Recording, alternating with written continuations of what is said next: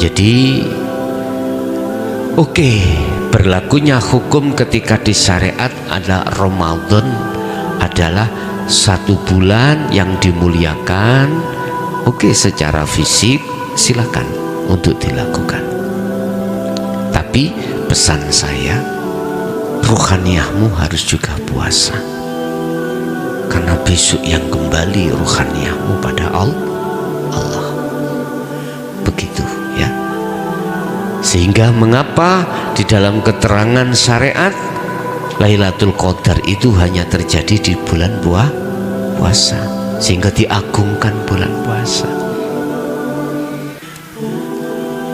Mohon maaf, kita tidak sadar apa maksud di situ. Kok jumhur ulama Lailatul Qadar itu sepertiga di akhir, dan itu jatuh pada hari atau tanggal yang ganjil. Iki enggak banyak yang tahu apa ganjil itu. Ganjil itu gak ganep, gak ono ewangi, itu maksudnya ahad dulur. Siapa yang hatinya sudah sampai ke ahad, itulah yang mendapatkan Lailatul Qadar. Begitu bos. Enggak hati awak dewi Allah gak ganjil apa keh.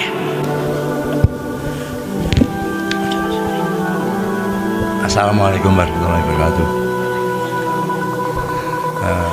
Saya mendapat keterangan syariat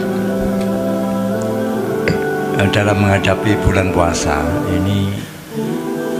Ada keterangan perlu dipersiapkan secara rohani dan fisik yang seolah-olah itu menjadi beban atau tantangan berat. Kemudian menurut saya bagi kalangan tauhid ini bisa tidak terlalu berat atau menganggap tidak terlalu menjadi beban atau tantangan yang berat. Karena menurut saya orang-orang tauhid sudah setiap hari sudah menjinakkan nafsu. Nah, anggapan yang tidak terlalu berat ini apakah meremehkan bulan Ramadan yang diagungkan oleh Allah? Begitu guys. Terima kasih. Assalamualaikum warahmatullahi wabarakatuh. Waalaikumsalam warahmatullahi wabarakatuh. Orang yang sebelum mengerti tentang kebenaran, otomatis dia akan buta dengan kebenaran dan menganggap dia posisi dalam keadaan benar. Saya ulang, orang yang belum mengenal kebenaran yang sebenar-benarnya, pasti dia akan buta dengan itu, dan dia merasa sudah benar ketika saat dia diposisikan kurang benar. Otomatis menganggap luar biasa ketika saat itu. Saya kasih contoh, sebelum kita masuk di SMA, kita jelas di SMP. Sebelum kita masuk di SMP, kita masih di SD. Ketika kita belum mengerti tentang pelajaran yang ada di SMP karena kita ada di SD, mungkin pada saat itu kita menganggap sudah benar kita ada di pelajaran SD. Tapi ketika saat panjenengan sudah di SMP, apa yang berkata? Wala tiba ya aku biyen iku sik durung bener. Nah gitu Pak nggih. Begitu. Kok gak biyen-biyen nahi, aku langsung SM.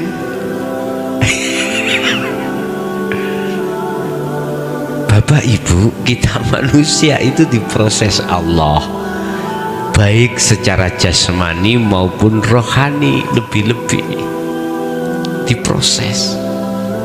Kita ketika saat di syariat belum mengenal hakikat sama sekali, kayaknya kita sudah benar dan kitalah orang yang dimasukkan surga lah gitu Pak nggih.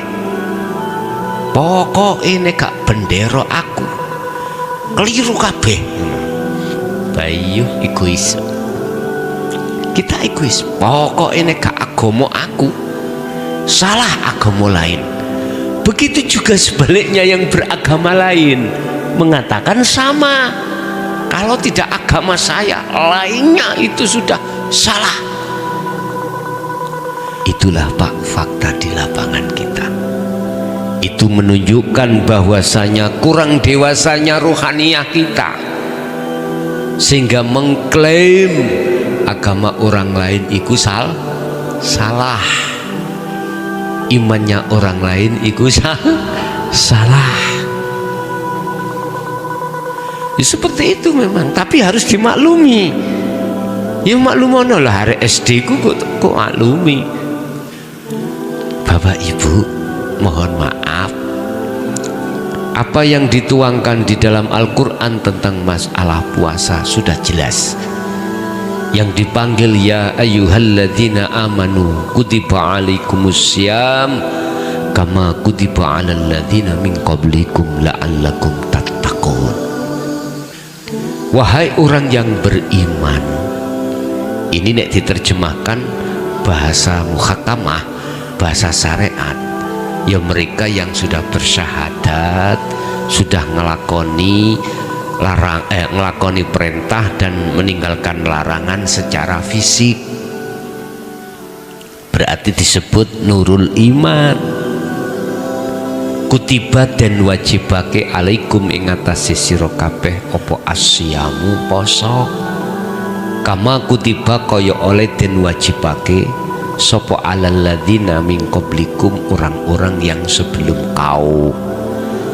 Lah iki burine iki sing gawe tutupan ayat yang jarang ditafsirkan dengan benar. La'allakum tattaqun, supaya awakmu menjadi orang yang bertakwa. Piye iki? Jasate apa roe? Lah iki lho Pak, menyentuh ke wilayah takwa otomatis rohaniah. Ketika kita itu masih ada di wilayah pelajaran syariah, mungkin saat itu sudah mengarahkan laku jasmani iki. Lah gitu toh, jasmani ini. Makanya jasmani nggak boleh makan di saat waktu-waktu puasa, dimulai dari fajar sodik sampai ghurubus syamsi, maghrib nggak boleh. Di situ ada keagungan Allah, pengapurane Allah, ningkunu ada rahmati Allah dan seterusnya. Sampai hadis-hadis kan sudah jelas Pak itu. Lah kewajiban ini juga diwajibkan terhadap orang sebelummu. Lah iki Pak, maksudnya sebelumnya apa? Sebelum Al-Quran berarti Injil. Apakah di Injil juga mewajibkan puasa Ramadan? Dalam Injil Allah. Sebelum Injil Taurat, apakah juga ayatnya ya seperti ini bulan Ramadan? Sebelum Taurat Jabur misalkan, apakah juga membahas seperti itu? Maksud daripada kutiba alal ladzina min qablikum, sebelum kau. Ataukah kewajiban ini sebelum kau itu hanya terjadi kewajiban pada saat umat Rasulullah Muhammad ini? Ini kan masih penuh dengan istilah itu, argumen-argumen tuh Pak ya. Di dalam kalangan ulama juga ada yang mengatakan iya pada waktu zaman Nabi Muhammad dong sama umat ini ada yang mengatakan sebelumnya. Min qablikum berarti orang yang sebelum kamu itu apakah hanya bapakmu tok, apa mbahmu barang, apa sak buyut kau? Apakah sampak terhadap Nabi Adam? Ini khilaf. Pendapat-pendapat kabeh ketika bahsul masail khilaf. Wis, kita enggak mengurai bab masalah khilaf. Kita enggak mengurai bagaimana substansinya secara syariat, enggak, karena itu jasad. Kita hanya mengurai terkait ruhaniyah. Kalau ruhaniyah itu enggak ada yang khilaf. Khilaf apa? Beda pendapat. Beda pendapat. Kalau ruhaniyah hanya tunggal. Yang dimaksud daripada puasa asyamu itu adalah ruhaniyah, jaga jangan tampak wilayahmu itu dimasuki hukumnya hawa nafsu. Nah, dan ini min qablikum jelas sampai Nabi Adam gak ada yang khilaf ruhaniyah. Semuanya itu para rasul dijadikan Allah diperintah ke dunia ini tugasnya hanya ini. Anik butullaha wajtanibut tauhid. Background ini namung niki mengarahkan ruhaniyah supaya hanya ke ahad. Berhubung ruhaniyah sebelumnya itu imannya terhadap selain ahad, maka ini maksudnya wajtanibu dan lan ngedono sira kabeh atau wuta ing iman selain Allah, disebut tauhid niki. Semua rasul itu seperti itu. Makanya ditegaskan di dalam surah Al-Anbiya ayat 25 ya. Muhammad, aku tidak akan ngutus utusan sebelummu. Berarti enggak satu tok lho Pak. Sebelummu berarti ya Nabi Isa dan lain sebagainya secara syariat, termasuk dirimu, kecuali ilaihi annahu la ilaha illa ana. Jelasno, menjelaskan tentang kedudukan la ilaha illa ana. Iki arahnya kan ke ahad Pak, enggak keluar dari anibudullah, enggak keluar.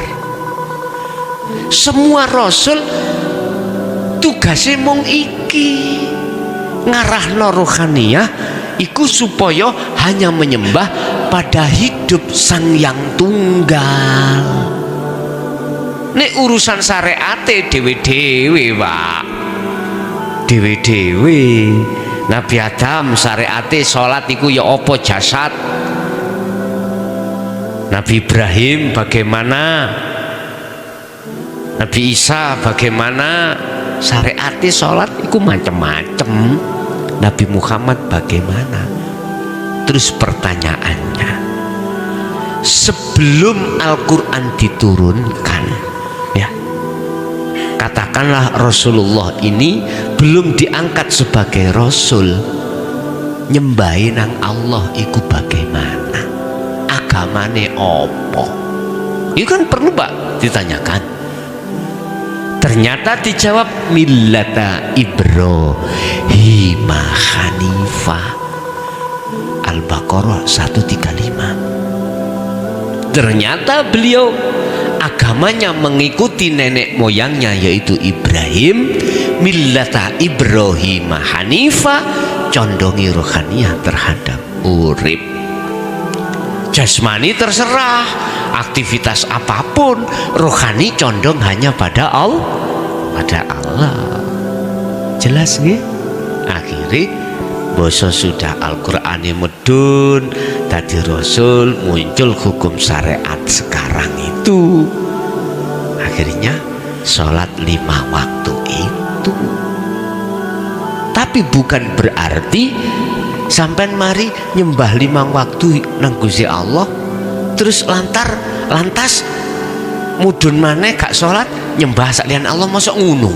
Lah mboten toh, mestinya tidak. Makanya saya sepaham, setuju dengan ajaran, mohon maaf, apa Islam sejati munculnya sholat daim 24 jam, yang terkenal ilmu sejati. Saya sefaham. Mosok boleh Pak, waktu sholat nyembah Gusti Allah, Gusti Allah pray ya sik ya, aku tak nyembah liyane. Mosok ya ngono. Mosok Gusti Allah sampean kuda kaya ngoten. Lah enggak oleh tau. Mestinya tetap ani butullaha wajtanibut tauhid. Jadi oke, berlakunya hukum ketika di syariat ada Ramadan adalah 1 bulan yang dimuliakan. Oke, secara fisik silakan untuk dilakukan. Tapi pesan saya, ruhaniyahmu harus juga puasa. Karena besok yang kembali ruhaniyahmu pada Allah. Begitu ya. Sehingga mengapa di dalam keterangan syariat Lailatul Qadar itu hanya terjadi di bulan puasa, sehingga diagungkan bulan puasa. Mohon maaf, kita tidak sadar apa maksud di situ. Kok jumhur ulama Lailatul Qadar itu sepertiga di akhir, dan itu jatuh pada hari atau tanggal yang ganjil. Iki enggak banyak yang tahu apa ganjil itu. Ganjil itu gak ganep, gak ono ewangi, itu maksudnya ahad dulur. Siapa yang hatinya sudah sampai ke ahad, itulah yang mendapatkan Lailatul Qadar. Begitu bos. Enggak hatine awak dewi. Allah gak ganjil, apa Allah rupa bojo, rupa anak, rupa wis donya brono. Allah ya awak dewi awake. Ngoten nggih. Ada lagi? Cukup Pak Bu nggih? Nggih, Bapak Ibu hadirin jamaah rahimakumullah.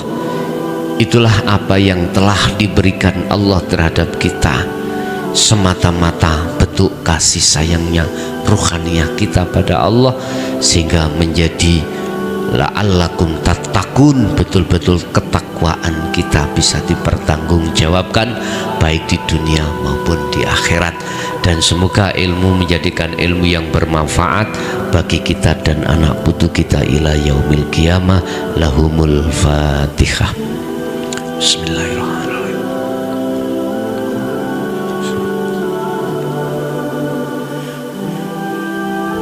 Kurang lebihnya mohon maaf. Akhirul kalam. Assalamualaikum warahmatullahi wabarakatuh.